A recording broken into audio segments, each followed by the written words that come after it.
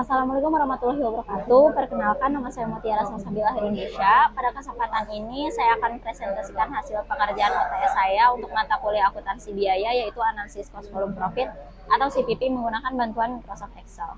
Nah, di video ini saya akan menjelaskan semuanya secara runtut dari awal, mulai dari pengertian CPP, data yang digunakan, dan kesimpulan strategi mana yang paling menguntungkan.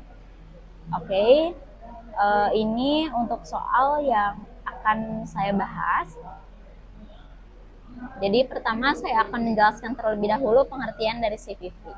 Nah, CPV adalah singkatan dari cost volume profit, yaitu suatu metode analisis dalam akuntansi manajemen yang digunakan untuk mengetahui hubungan antara biaya, volume penjualan, dan laba. Analisis ini membantu perusahaan untuk menentukan titik impas atau break-even point, merencanakan laba yang diinginkan, dan membantu pengambilan keputusan strategi bisnis. Selanjutnya, saya menggunakan data yang berasal langsung dari soal UTS. Data tersebut saya masukkan ke bagian data dan perhitungan dasar di Excel.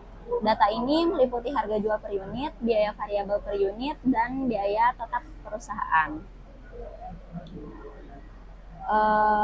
Pada Excel, saya melakukan input data, yaitu di sel B4 saya isi harga jual per unit sebesar Rp25.000. Nilai ini didapat langsung dari soal. Di sel B5 saya isi biaya variabel per unit sebesar Rp15.000.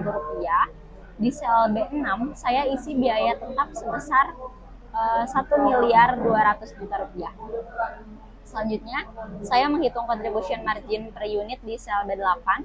Rumus yang saya gunakan adalah B4 dikurangi B5, yang artinya saya mengurangkan harga jual dengan biaya variabel. Hasilnya adalah Rp10.000. Itu artinya setiap satu unit produk yang terjual akan menyumbang Rp10.000 untuk menutup biaya tetap.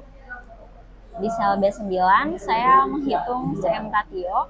Nah, rumus yang digunakan adalah contribution margin dibagi harga jual atau B8 dibagi B4.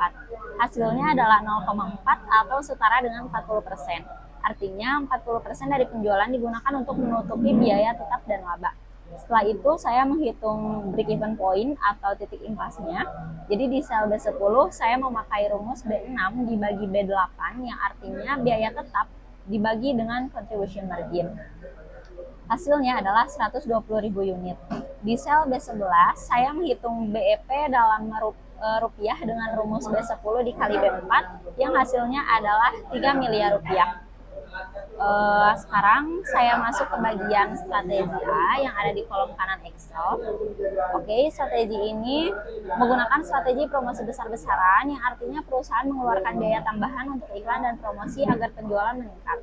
Pada strategi A, data yang saya masukkan adalah ada di biaya promosi tambahan di sel E4 sebesar 300 juta. Lalu total biaya tetap baru di sel E5 menjadi 1,5 miliar. Volume penjualan strategi A di sel E6 adalah 140.000 unit. Total contribution margin di sel E7 adalah 1,4 miliar rupiah. Lalu di sel E8, Excel otomatis menghitung laba dengan rumus total CM dikurangi total biaya tetap baru, yang rumusnya adalah E7 dikurangi E5. Hasilnya muncul angka minus 100 juta rupiah. Tanda minus ini menunjukkan bahwa perusahaan mengalami kerugian.